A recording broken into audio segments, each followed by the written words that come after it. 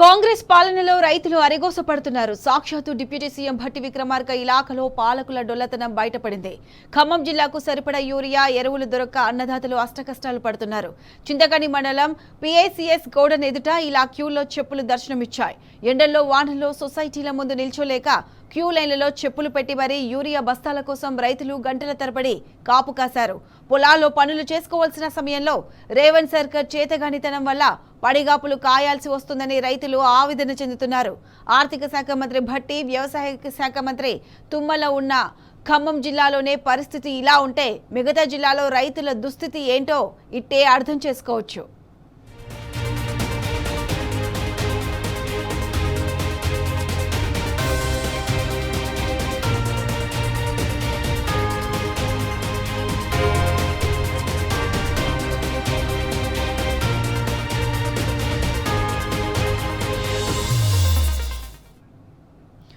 ఇదే అంశానికి సంబంధించి పూర్తి అప్డేట్స్ మా ప్రతినిధి సాంబా అందిస్తారు. Samba, good morning. చెప్పండి, ఖమ్మంలో ఇప్పటి వరకు 2 మంత్రులు ఉన్న రైతులు ఇంకా యూరియా కోసం పడిగాపులు పడాల్సి వస్తుంది. దీనికి సంబంధించి పూర్తి అప్డేట్స్ ఏంటి? కాంగ్రెస్ ప్రభుత్వం వచ్చిందంటే రాష్ట్రంలో కరెంటు పోతుంది, మళ్ళీ వ్యవసాయ ఎరువుల దుకాణం ముందు చెప్పులు వస్తాయి, పోలీస్ స్టేషన్లలో ఎరువుల కూపన్లు పంచాల్సిన పరిస్థితి వస్తుంది అని ఎన్నికల ముందు కేసీఆర్ ఏదైతే చెప్పారో ఇప్పుడు అక్షర సత్యంగా అది కళ్ళ ముందు కనపడుతుంది. గత నెల రోజులుగా ఉమ్మడి ఖమ్మం జిల్లాలో రైతులు చాలా ఇబ్బందులు పడుతున్నారు. యూరియా యొక్క అనేక రకాలుగా ఇబ్బంది పడి గంటల తరబడి, రోజుల తరబడి ఈ ఎరువుల షాపుల ముందు, ఎరువుల ఏసీసీ సహకార దుకాణాల ముందు వెయిట్ చేస్తున్నటువంటి పరిస్థితులు ఉన్నాయి. గతంలో అనేక సందర్భాల్లో కూడా ఇది బయటపడింది. ఏకంగా డిప్యూటీ సీఎం మల్లు భట్టి విక్రమార్క ప్రాతినిధ్యం వహిస్తున్నటువంటి మధిర నియోజకవర్గంలోని చింతకాని మండలం కేంద్రంలో ఉన్నటువంటి పిఎస్సిఎస్సి గోదాం దగ్గర రోజంతా రైతులు పడిగాపులు కాశారు. ఎండకు వానకు తడుస్తూ, ఎండకు ఎండుతూ ఆ పిఎస్సిఎస్సి గోదాం దగ్గర క్యూ లైన్ లో నిల్చోవాల్సిన పరిస్థితి వచ్చింది. అందరూ ఎక్కువసేపు క్యూ లైన్ లో నిల్చోలేక చెప్పులను క్యూ లైన్ లో పెట్టి ఆ పక్కన ఉన్నటువంటి షట్టర్ల కింద, చెట్ల కింద కూర్చొని సేద తీరినటువంటి పరిస్థితి ఏర్పడింది. ఇదే ఖమ్మం జిల్లాలో 3 మంత్రులు ఉన్నారు. ఎక్కడ యూరియా కష్టం లేదు, యూరియా కొరత లేదని పదే ప్రకటన జారీ చేస్తున్నారు. ప్రభుత్వం చెప్తా ఉంది ఎక్కడ యూరియా కొరత లేదని, కానీ కేంద్రం మీద నెపం వేస్తున్నారు. కేంద్రం చెప్తుంది సఫిషియెంట్ యూరియా పంపామని చెప్పి రాష్ట్రం మీద నెపం అవుతుంది.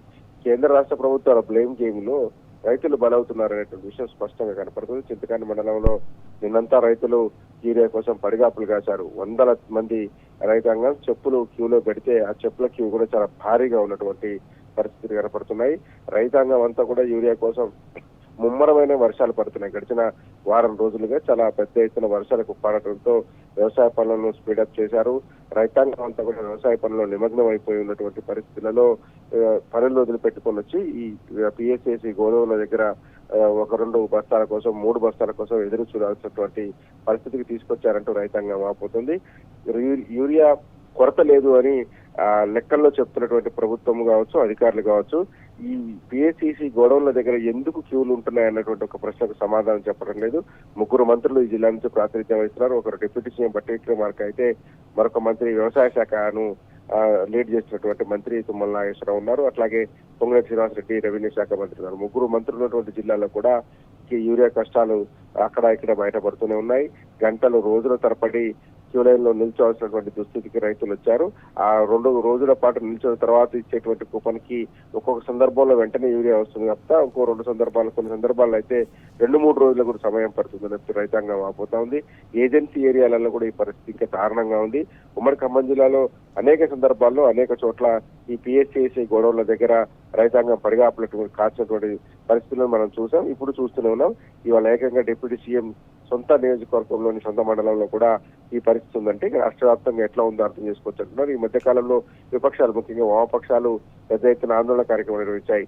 పీడిఎస్ కావచ్చు, మాస్ లైన్ కావచ్చు, అట్లాగే ఎంఎల్ పార్టీకి సంబంధించినటువంటి నాయకత్వం కూడా పెద్ద ఎత్తున ప్రశ్నిస్తుంది. ప్రభుత్వం కొరత లేకుండా చూడాలి, రైతుల డిమాండ్ మేరకు సప్లై చేయాలని కోరుతా ఉన్నప్పటికీ కూడా ప్రభుత్వం నుంచి పెద్దగా స్పందన కానీ, ప్రభుత్వం నుంచి చర్యలు కానీ ఉన్నట్టు కనపట్లేదు.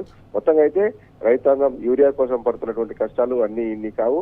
కాంగ్రెస్ ప్రభుత్వం అధికారులకు వస్తే చెప్పులు మళ్ళీ లైన్లోకి వస్తాయని ఎన్నికల ముందు చెప్పినటువంటి మాట అక్షర సత్యం అవుతుంది. ఒక పక్కన వ్యవసాయ పనులన్నీ వదిలేసి రైతాంగం యూరియా కోసం ఈ పిఎస్సిఎస్సి గోడౌన్ల దగ్గర చూపెట్టాల్సినటువంటి దుస్థితి వచ్చింది. Right Samba, thanks for the updates.